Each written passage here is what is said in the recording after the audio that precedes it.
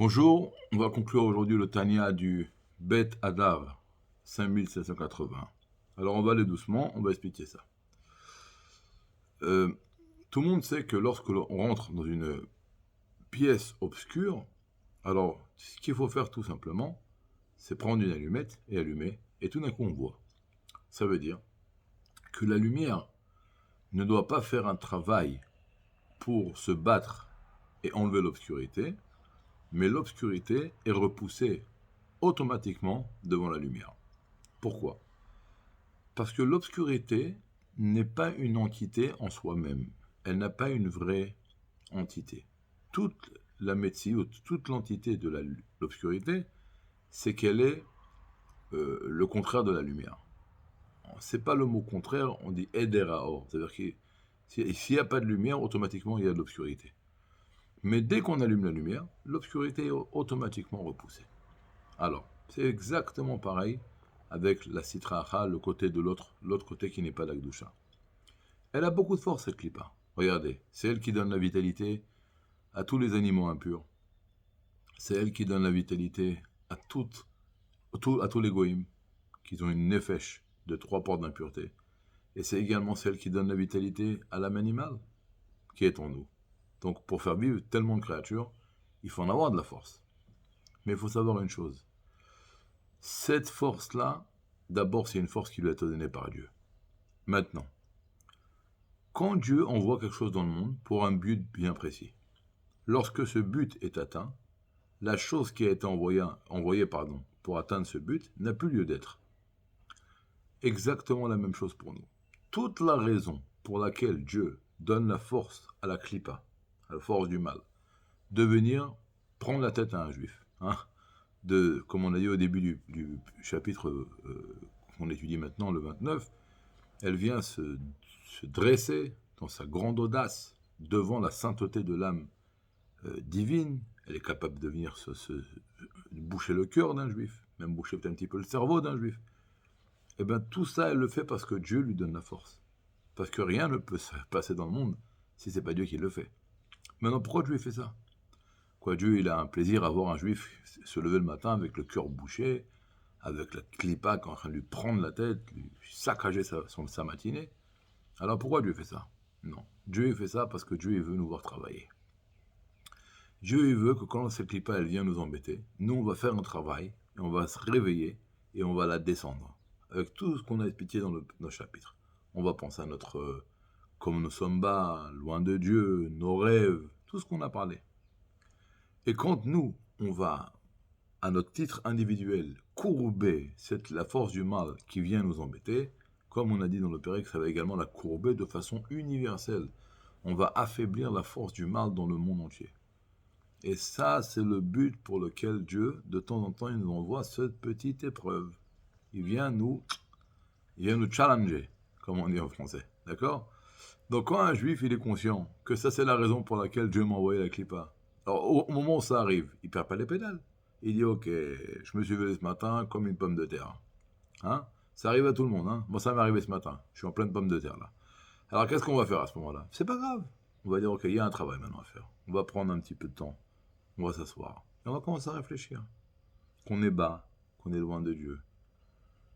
Qu'on a le cœur bouché. Parce qu'on est plongé dans nos plaisirs. Et il faut faire une tchouva. Et c'est quoi les rêves que j'ai la nuit ? Et comment j'ai dormi ? Et comment je me suis réveillé ? Et tout d'un coup, on va voir, ça va partir. Tout d'un coup, on va voir l'obscurité va être repoussée devant la lumière. Le Hadmour avec elle nous amène un exemple. Les explorateurs, c'était pire qu'un cœur bouché. Ils avaient des doutes dans la foi en Dieu. Ils ont dit, Dieu est incapable de nous amener en terre d'Israël. Il y a là-bas 31 rois, il ne pourra jamais les combattre. Vous vous rendez compte ? Ils sont plus forts que lui. Ils ont été forts dans leur argument. Et si vous allez lire les psukim dans la Torah, vous allez voir qu'est-ce qu'il y a écrit juste après. Ils ont dit, bon allez, on y va maintenant. On monte. Là, il leur a dit, arrêtez, ne montez pas. Bon, ils n'ont pas écouté, ils sont montés quand même, ils sont morts. Mais on pose une question, qu'est-ce qu'il y a eu ? Il n'y a pas eu un grand miracle au milieu, la mer qui s'est ouverte ou une météorite qui est descendue. Rien du tout. Alors vous allez peut-être me dire, les Meraglim, ils ont été punis, ils sont morts. Le Rabbi dit d'abord, c'était bien longtemps après. Et dans les psukim, dans les versets, on voit que cette phrase-là qu'ils ont dit, allez, on y va, c'était juste après que Moshe leur a fait un discours.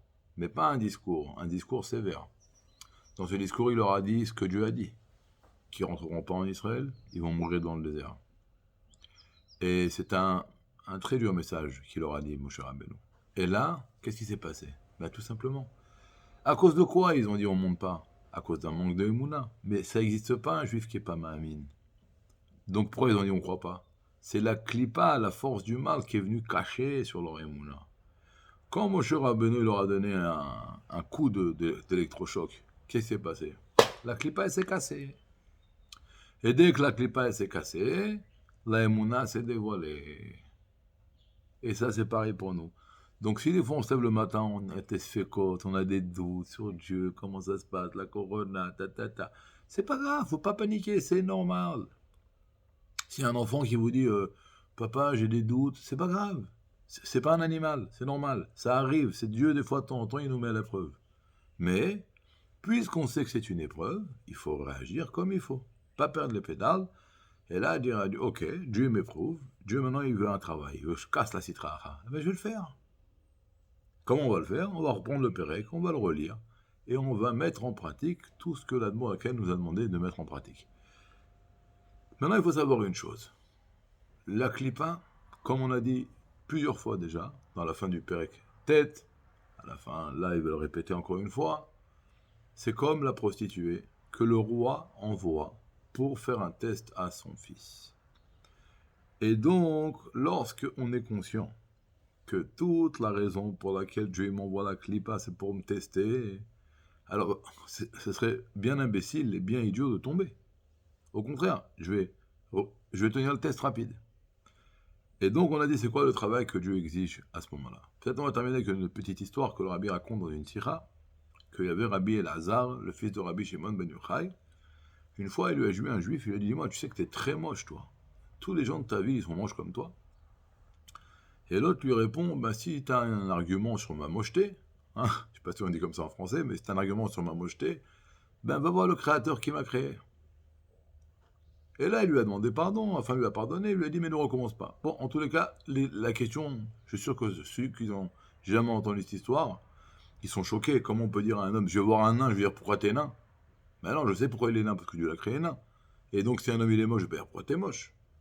En plus, c'est Rabbi Elazar, c'est vexer un juif, c'est pas beau. Alors pourquoi il a fait ça? Le Rabbi il explique qu'il lui a pas dit, son intention, c'est pas qu'il est moche matériellement, qu'il est pas beau. Il a vu une mocheté spirituelle. Et il a dit à un juif comme ça qui est tellement loin, si je lui parle, ça va pas marcher, il faut que je le casse. Il faut un électrochoc. Et boum! Et l'autre, qu'est-ce qu'il lui répond tout de suite? Va voir mon créateur. Alors, pourquoi il a demandé pardon? Le Rabbi explique que puisque l'autre, il a répliqué très rapidement, en plus avec une phrase assez profonde, va voir mon créateur, ça veut dire qu'il n'était pas aussi loin que Rabbi Elazar ne le pensait. Et donc l'autre lui a dit, écoute, ce que tu as fait, c'est bien, c'est une chita. La prochaine fois, avant de mettre un épercute, regarde bien qui est en face de toi, parce que tu as mis un épercute trop violent. J'avais pas besoin d'un coup, un électrochoc aussi violent. Et l'autre, il a dit, d'accord, j'ai compris, j'ai pris le message. Mais, en vérité, il y avait ici cette chita. Et pareil, quand la Mishnah, elle voit un homme qui est considéré comme une créature, c'est un juif qui est très très bas. La seule chose qu'il a, c'est que Dieu l'a créé. Qu'est-ce qu'elle dit la Mishnah? Elle dit que Oelaem la briote, malheur aux créatures qui n'étudient pas la Torah, et ceux qui n'étudient pas la Torah, ils sont considérés comme des gens bas et minables et misérables. Alors, on va poser une question, tu veux amener quelqu'un à un cours de Torah, dis-lui, viens, la Torah c'est beau, et il y aura un petit café, et etc., etc. Alors pourquoi tu le casses en quatre comme ça? Non, parce que des fois, quand un juif il est trop bas, il faut un électrochoc. C'est pareil pour les terrains. Des fois, il faut lui mettre un petit électrochoc. Et c'est pour ça que Dieu nous fait ça. Dieu il nous met des fois à l'épreuve pour qu'on fasse un petit électrochoc et on va courber la force du mal à l'intérieur de nous. Et comme ça, comme on a dit auparavant, la courber de façon universelle. Et donc, un peu de lumière repousse beaucoup d'obscurité et l'obscurité est repoussée devant la lumière de façon immédiate, sans que la lumière ait besoin de faire un effort pour la repousser. Donc, on va travailler, et demain nous continuerons, Bédrat Hashem. Je vous souhaite une très bonne journée et une très bonne semaine.